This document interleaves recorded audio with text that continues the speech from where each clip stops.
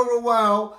Welcome to another episode of The Bright Light Show. I hope you've all had a good week. Only 3 weeks till Easter. So today we're going to continue with our story of the people that Jesus met. And because it's only 3 weeks till Easter, Jesus is going to meet someone that he meets in the Easter story. In fact, it's not just anybody.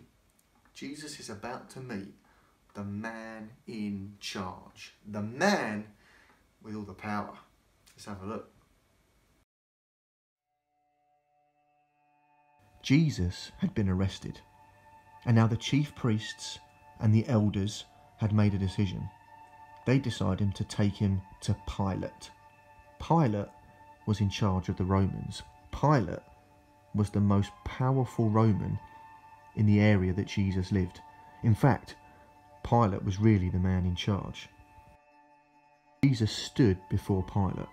Pilate looked at Jesus and said, "Are you the King of the Jews?" "You have said so," Jesus said back. Pilate continued to ask Jesus lots of questions, but Jesus said nothing. Pilate asked more questions, but Jesus said nothing. Jesus did nothing. He made no reply. Pilate couldn't believe it. He was amazed, but Jesus just stood silently. Pilate had an idea, so he took Jesus to the chief priests and the elders, and he also asked for another prisoner to be brought to him. That prisoner's name was Barabbas. So that was the story of Jesus meeting Pilate.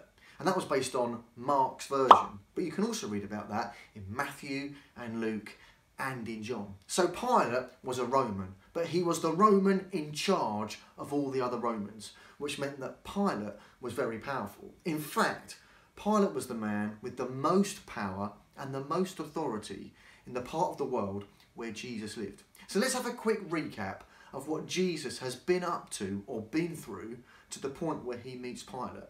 Jesus had just been arrested in the middle of the night in secret. And you can read all about that with the story of Judas. And we might do that in a future week. And he'd been arrested because the Jewish people in charge didn't like some of the things that Jesus was saying. As we've seen over the last few weeks, Jesus had some very different ideas about what God was like and about what God's kingdom was like. And the Jewish leaders thought that he was stirring up trouble and they wanted to get rid of him, which is why they arrested him in secret. And once he'd been arrested, he was taken to Pilate.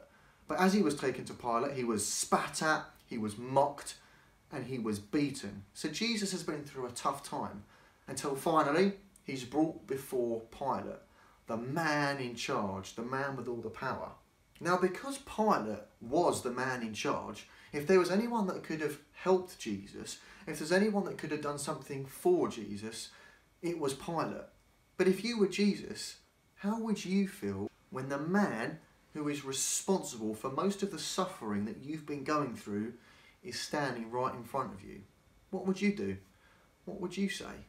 As we've seen, the Romans were brutal. They took money, they took possessions, they even took members of people's family to help build their empire and to help keep control.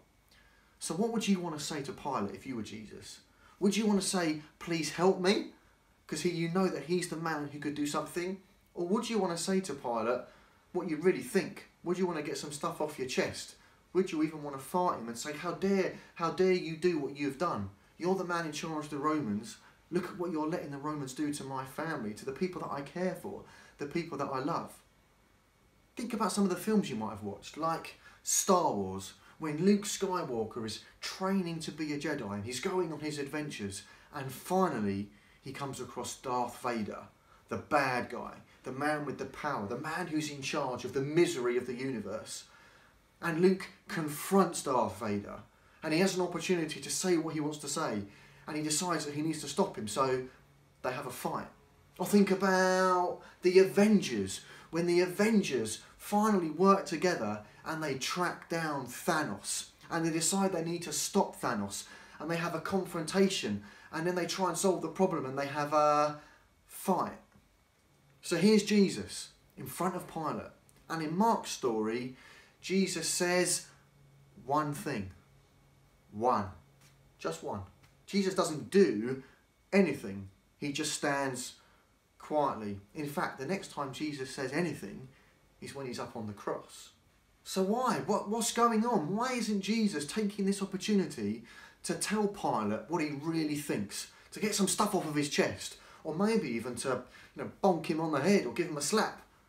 Well, once again, even in this desperate situation that Jesus finds himself in, Jesus is modelling what God and what God's kingdom is all about.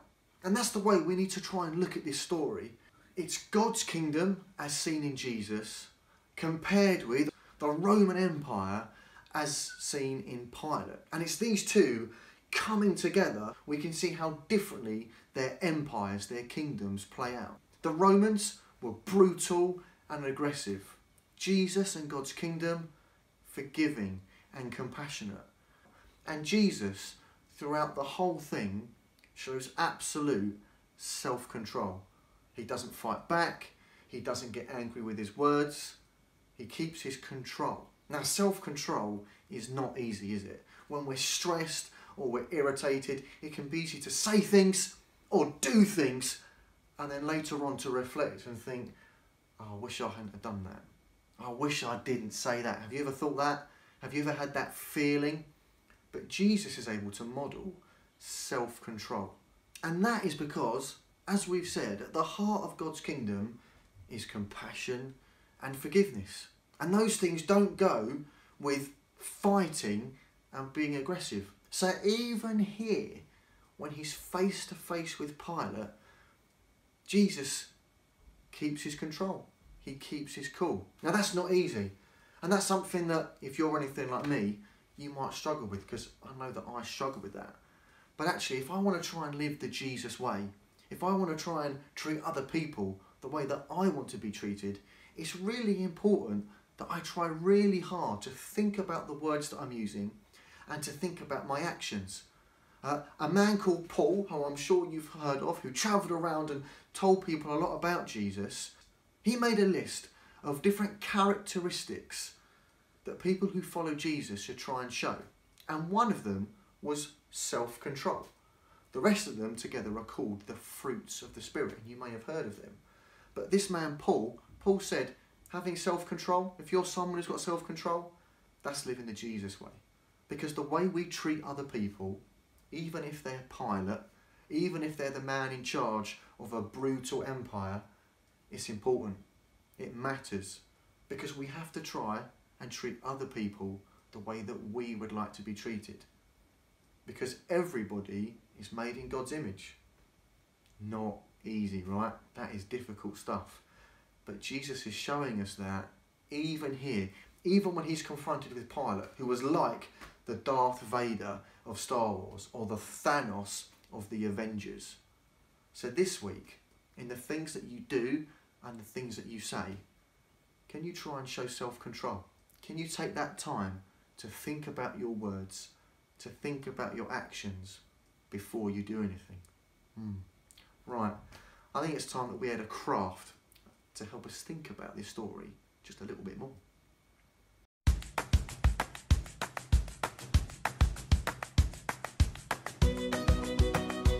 Craft time. Hi everybody, we've been thinking this morning about Jesus meeting Pilate and about how he didn't say anything back to Pilate even though he probably really wanted to, and that he had a lot of self-control. And this morning I thought we'd do a craft to remind us about that, but it would be something that we could eat. So you're going to need this morning some rectangle biscuits like this, some plain ones. You're going to need some Smarties. You're going to need some chocolate or some icing sugar, or you can do both. So you're going to need to get someone to help you with this morning, especially if you do the chocolate, because it involves hot water and I don't want anyone burning themselves. So what you need to do is we need to take some chocolate pieces and break them into chunks like this, put them in a bowl, and then get some really hot water from the kettle and put it in a pan and put your bowl in and eventually all your chocolate will melt like this. Okay, and then when your chocolate has melted, you can spread it on your biscuits. Oh, that looks good. And you can get your Smarties. Now you need to sort out the red, the orange and the green ones because we're going to make some traffic lights this morning. So, oops, lost it. You need to put red, orange and green. Red for stop, orange for get ready and green for go. So that's how you make the chocolate ones, and I've got some more here. Or if you don't want to use chocolate, you can get some icing sugar and a little bit of cold water, and add the cold water to the icing sugar, just a little bit at a time, to make some icing. There you go, and you mix it all around, and you can put some more in.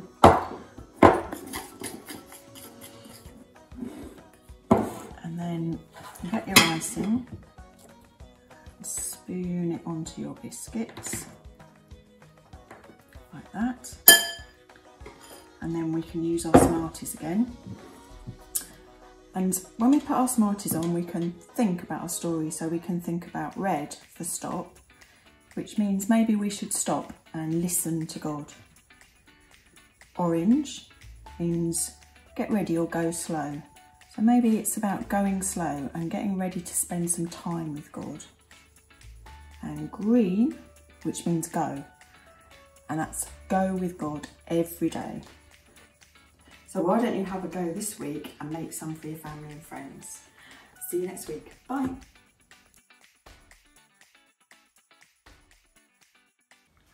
So we really hope that craft will be able to help you this week as you think about your words and your actions.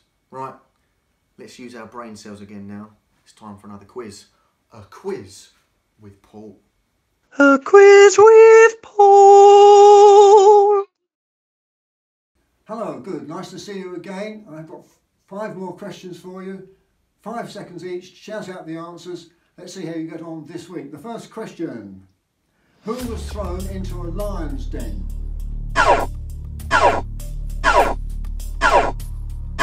Daniel. Second question.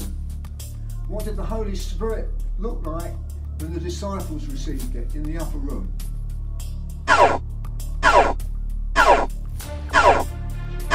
Tongues of fire coming onto their heads. Question 3. What sort of leaves did people throw in front of Jesus when he went into Jerusalem for the last time?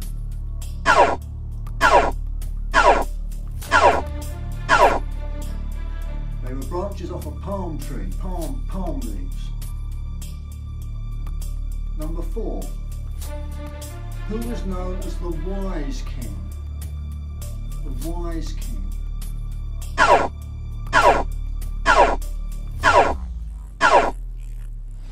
That was Solomon. That was King David's son, Solomon. And the last question. Who killed his own brother?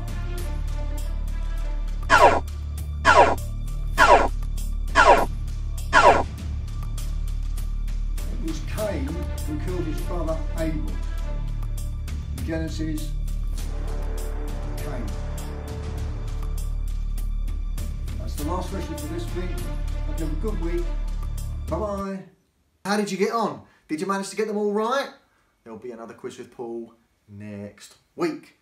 Time now for our song. Here we go.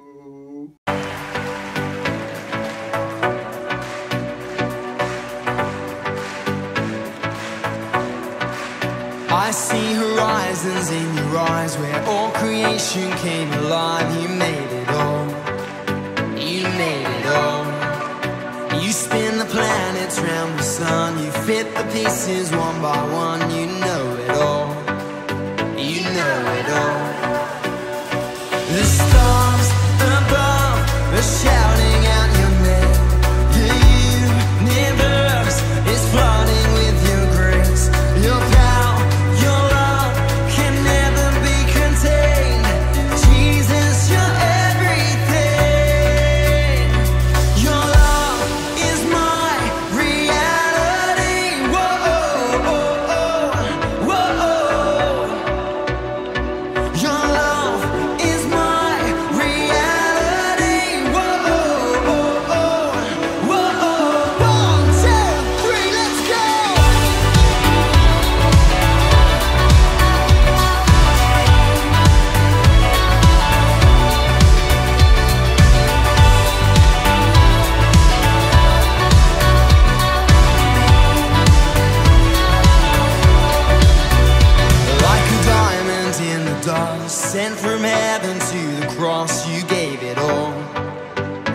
gave it all.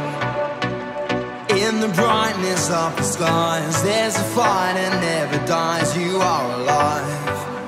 You are alive. Oh, the stars above are shouting out your name.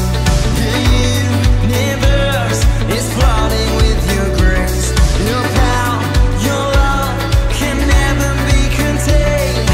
Jesus, you're everything. Oh, your love is my reality. Whoa, whoa, whoa, whoa. Your love is my reality. Whoa, whoa, whoa. Jesus.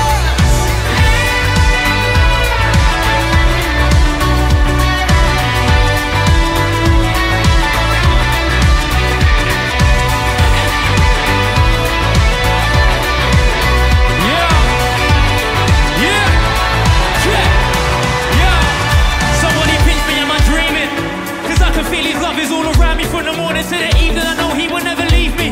I can never stop believing you're the reason why I'm breathing, what I feel in my reality. I'm seeing wonders every day in your majesty and your splendor we celebrate. I'm alive in your light, God, you're everything. So I'm giving you my life, take everything. The stars above are shouting out your Shouting name. out your name. The universe is flooding with your Flooding with grace. your grace. Your power and your love can never be contained. Jesus. Jesus, you're Here we go. everything. 1, 2, 3. Your love is my reality. Whoa, whoa, whoa. Come on, come on. Your love is my reality. Whoa, whoa, whoa. Hands up, let's do it. Your love is my reality. Whoa, Come on. whoa. Hands up, let's go. Your love is my reality. Whoa, whoa, whoa.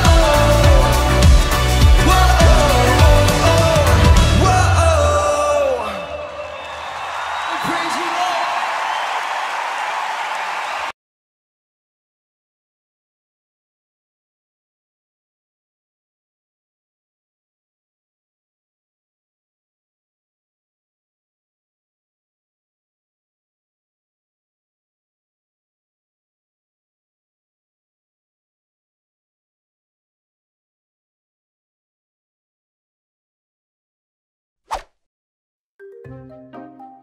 Takeaway. Number 1. Pilate was the Roman in charge of the area Jesus lived in. His job was to keep Roman control of that area. Number 2. Jesus showed self-control, and by doing that, we can learn a little bit more about what it means to live the Jesus way. Number 3. Self-control is one of the fruits of the Spirit. Are there any areas of your life where you need to practice showing more self-control? And there it is. There's our takeaway for this week.